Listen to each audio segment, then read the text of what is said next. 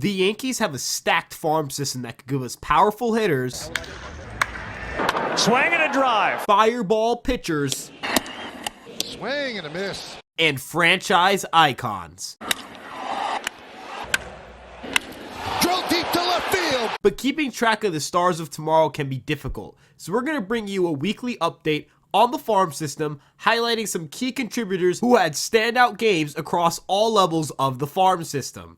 Tune in today for a trailer of the movies you'll watch tomorrow, and get ready for the Baby Bombers podcast. Let's kick things off with the Florida Complex League Yankees, and they started their season off this past weekend. They only have one game under the belt as of recording, and Jose Gonzalez was their standout performer. He had a 3-hit day, although they would go on to lose in extra innings. Again, it's just one game. This is a usually very competitive group. Last year, they went to the championship round and lost. The year before that, they went to the championship round and won. So the Yankees have historically done pretty well in the FCL. The FCL Yankees are usually one of the top affiliates in their circuit, and so I expect this loss to not be an indictment of what their season will be, but rather just a walk-off loss that happened to occur. With that pit stop with the FCL Yankees, we don't have to go very far to find the Tampa Tarpons, who share a home ballpark with the FCL Yankees at George M. Steinbrenner Field in Tampa. And the Tarpons have really struggled this year, but getting a split on the road in Dunedin could help them build some momentum and confidence for the year.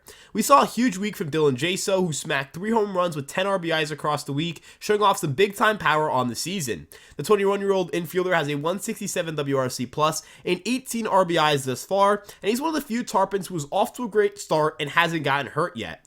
Injuries have really killed this team, as Henry Lane, Carlos LaGrange, and Manuel Tejeda, and George Lombard Jr. are all on the IL right now, and I think they'd all be really important contributors for this team, especially Tejeda, who might be the biggest blow they've suffered. He hit .571 this week with a home run and 5 RBIs before being placed on the IL, and at just 19 years old, he's already hitting .330 with a 128 WRC plus through his first 24 games at a new level, so when he returns, I'll be excited to see how his production holds up. The most impressive thing that the Tarpons had going for them, though, was their pitching, as they had a plethora of really excellent pitching performances, headlined by Cade Smith, who struck out 11 batters across 6 scoreless frames, as he's been a standout arm in the organization thus far, with a 2.11 ERA and a 38.8% strikeout rate. Across his last 2 starts, not only has he accomplished the task of getting through 6 innings, but he's also struck out 18 batters to just 2 walks, and the Yankees might have found another gem in the 6th round of the draft. The Tarpons will come back home to Tampa to host the Clearwater Threshers for another 6-game set as they continue their season. Let's go to Hudson Valley to talk about the Hudson Valley Renegades at the high A level, and their performance this week was headlined by Jared Serna, who had a 3 home run game, and in this week alone, they only played 4 games instead of their normal 6 because rainouts canceled the last 2 games of this series. He raised the WRC plus from 99 to 138 in just 4 games. He's completely changed his profile to lift the ball in the air more without hurting his plate recognition or contact skills, and it's paid off big time. He is slashing .244, .358, .477, striking out just 11.3% of the time with a 15.1% walk rate, and he's still just 21 years old. His versatility in the infield is extremely valuable as well. While he hasn't been efficient on the base paths this season, he's usually a great base runner. With an increase in launch angle while maintaining a high pull rate, this is a hitter who projects very well for the higher levels of the minor leagues, and I'm super excited to see how he continues to produce as the season goes on.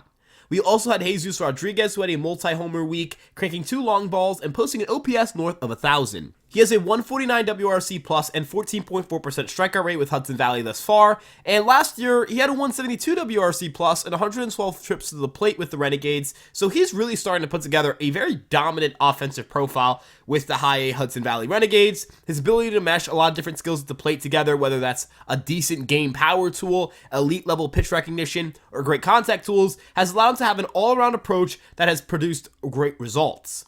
First-year Renegades Rock Riggio and Jace Avina continue to impress as well. Riggio had a 500 OBP and 16 trips to the plate, increasing his OBP to 371 on the year. While Riggio has struggled to hit for average, he still has a 119 WRC plus and 4 more walks than strikeouts on the year. As for Avina, whom the Yankees acquired in a trade for Jake Bauers, he launched his 2nd home run of the season and picked up 5 hits in the series, now having a 161 WRC plus and showing off some really impressive offensive skills as he's cut his strikeout rate even more to 23.8% despite being promoted to high A for the first time this year and still only being 20 years old. The usually stout Renegades pitching staff struggled in this series, but they did get 2 key relief appearances that should be noted. Ben Shields, who has been a dominant reliever for the Renegades, fired 2.2 innings of scoreless baseball, striking out 5 batters to just 1 walk, and the southpaw now has a 0.58 ERA and 33.9% strikeout rate, not walking a lot of batters and keeping the ball on the ground as well as a multi-inning reliever for Hudson Valley. Fellow left-hander Joel Valdez struggled mightily after being promoted to high A last season, but this year has been a completely different story. He has a 1.80 ERA and a 35.2% strikeout rate through 15 innings on the season, and this past week he had an outing where he fired 3 2/3 innings of scoreless baseball with 7 strikeouts, as his sinker-sweeper profile from a weird release point from the left-handed side makes him an extremely deceptive and enticing reliever. The Renegades will continue their season, going to Aberdeen to face the Ironbirds, as they hope to continue their strong start to the season. Headed on over to New Jersey where the Somerset Patriots play, we have a great performance again from Ben Rice, who had a 1.087 OPS with a home run and 4 walks and just 3 strikeouts this past week.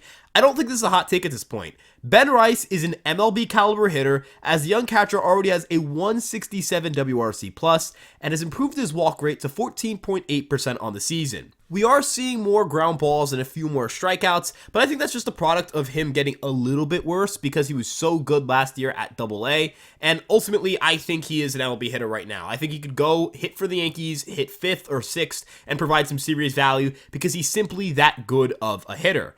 Elijah Dunham and Grant Richardson also had OPS numbers over 1,000 on the week, as they put in important efforts in helping the Patriots secure a series win.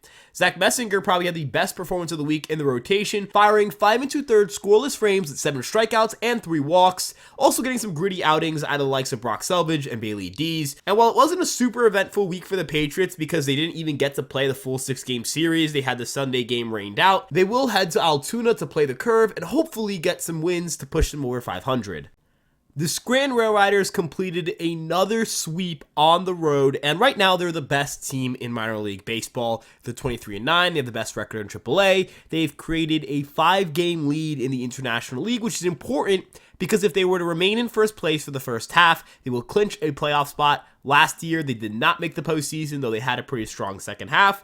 And right now, they're playing some excellent baseball. First baseman TJ Rumfield, who was promoted from AA to AAA, has come up and finally clicked. This past week, he hit 360 with 2 home runs in the series, and his WRC plus after his first 2 weeks at AAA is at 118. Yes, his strikeout rate is over 30%, but his whiff rate is below 20%, indicating that there might be some positive regression for him on the way.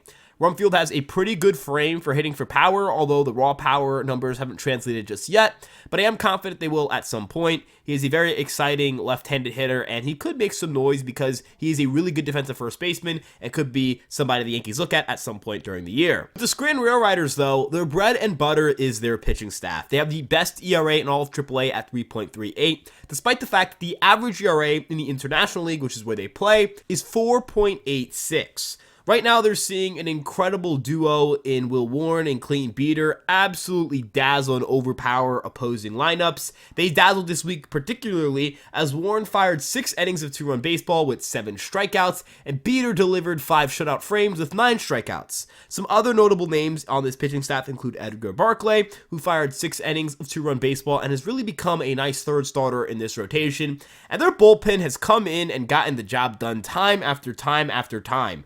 Cody Morris, whom the Yankees acquired in a trade that sent Estevan Florial to the Guardians, has a 1.23 ERA and has seen his velocity tick up over recent outings. He settled really well into a multi-inning relief role, and I think that's the role he'll have with the Yankees going forward. And another name I want to throw out there is Alex Mauricio, who fired 4 shutout frames this past week, and his numbers on the season are remarkable. He has struck out 18 batters to just 1 walk with a 1.88 ERA on the season. His cutter is gross, he's got a good slider, and the fastball has some good vertical carry. This is a name that the Yankees could look at to promote to the major league level if they need more bullpen depth, because the stuff is genuinely very good here. And overall, the Scranton RailRiders are red hot. They're going to go host a series against the Rochester Red Wings this upcoming week, and hopefully they can continue their winning ways because they're playing remarkable baseball and they could be in position to potentially contend and win the AAA championship. Now, before we say goodbye, make sure you guys drop a comment in the comment section below and get involved in the conversation. We want to know what you guys are thinking. We appreciate any and all feedback, and of course, want to know what your thoughts are on the Yankees and their current situation. So, with that being said, you can also check us out on other social medias and also join the conversation on there on Twitter, Instagram, TikTok, and our Facebook page. We really appreciate your guys' support, and of course, you guys can make sure to subscribe and turn on that notification bell so you do not miss out on the next awesome piece of content we've got coming out. And of course, YouTube recommends you watch the video on screen right now. I'm Ryan Garcia, this is Fireside Yankees, and we'll see you guys in the next one. Peace out.